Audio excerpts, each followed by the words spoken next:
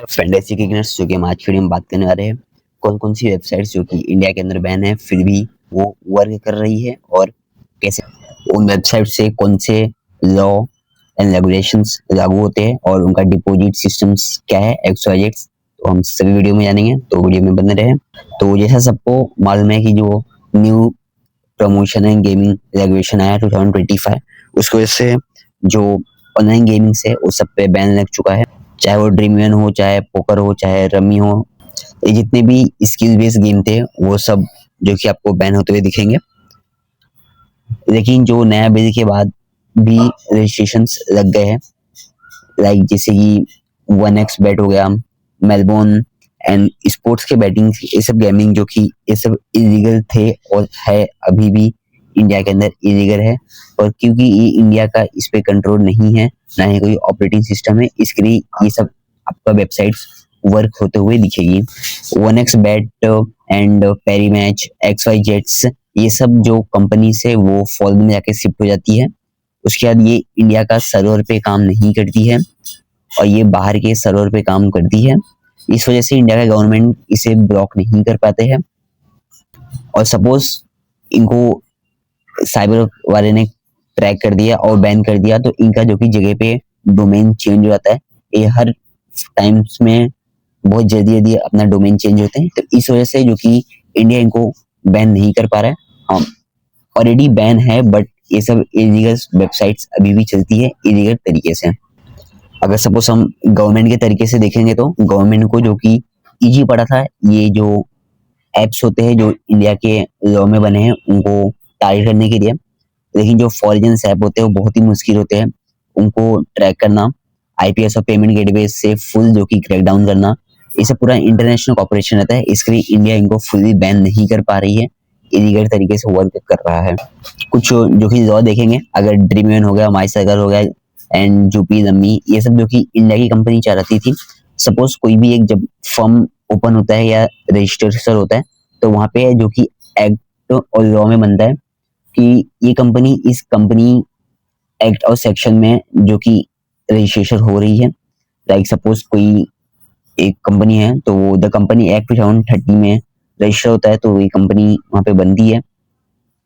ऐसे ही कोई इंडिया में कंपनी जो भी गेमिंग रहेगी तो गेमिंग के एक्ट के अंदर अपना गेम ऑफ जो स्किल था उसके अंदर रजिस्ट्रेशन करा के XYZ वो अपने कंपनी को आगे बढ़ाते थे।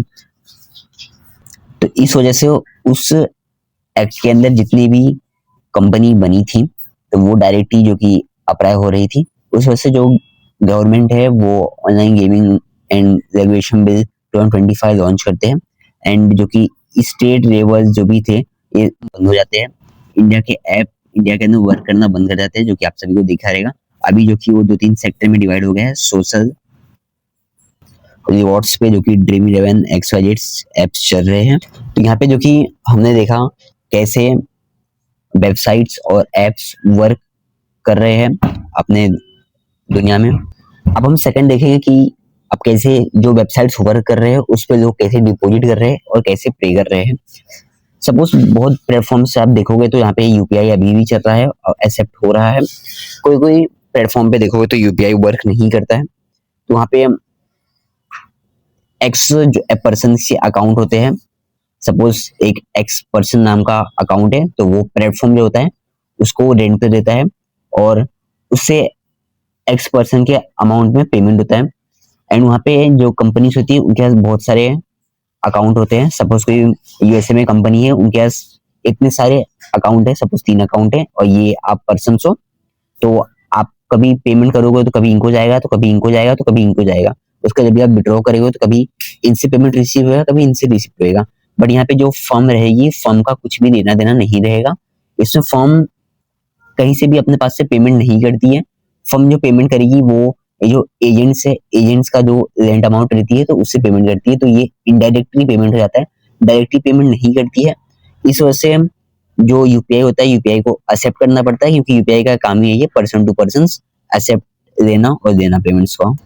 सपोज कुछ वेबसाइट्स पे अगर इस तरीके से पेमेंट एक्सेप्ट नहीं होता है तो वहाँ पे जो कि लोग क्रिप्टो वॉलेट्स यूज करते हैं और उसके थॉट्स जो कि अपना पेमेंट वेबसाइट में करते हैं। यहाँ पे सपोज जो कि एक एग्जांपल देते हैं, ये जो कि पर्सन है उसका बैंक अकाउंट है, यहाँ से ट्रांसफर किया उसने क्रिप्टो वॉलेट में गया पैसे को, उसके बाद क्रिप्टो वॉलेट से वो डिपॉजिट कर देगा गेमिंग अकाउंट में। तो जो भी वेबसाइट है वहां पे वो डिपॉजिट हो जाता है, तो वहां से फिर प्ले होता है, उसके बाद फिर वही विड्रॉ सेम होता है, क्रिप्टो वॉलेट में आता है, फिर क्रिप्टो वॉलेट से फिर बैंक अकाउंट में आता है। तो यहाँ पे भी देखोगे तो इनडायरेक्टली हो जाता है, डायरेक्टली पेमेंट सिस्टम नहीं है। अब क्या है, इस ऐप पे ऐसे ऐप्स पे ट्रस्ट करना चाहिए, तो मोस्ट ऑफ दी ट्रस्ट नहीं करना चाहिए, बट तभी भी लोग प्रे करते हैं।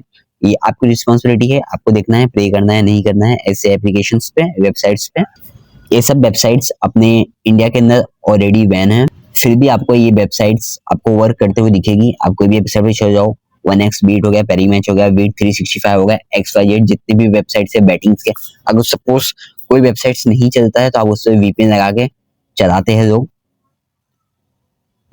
आई होप जो कि वीडियो अच्छी लगी तो वीडियो को लाइक करना, चैनल को सब्सक्राइब करना। मिलते हैं नेक्स्ट वीडियो में।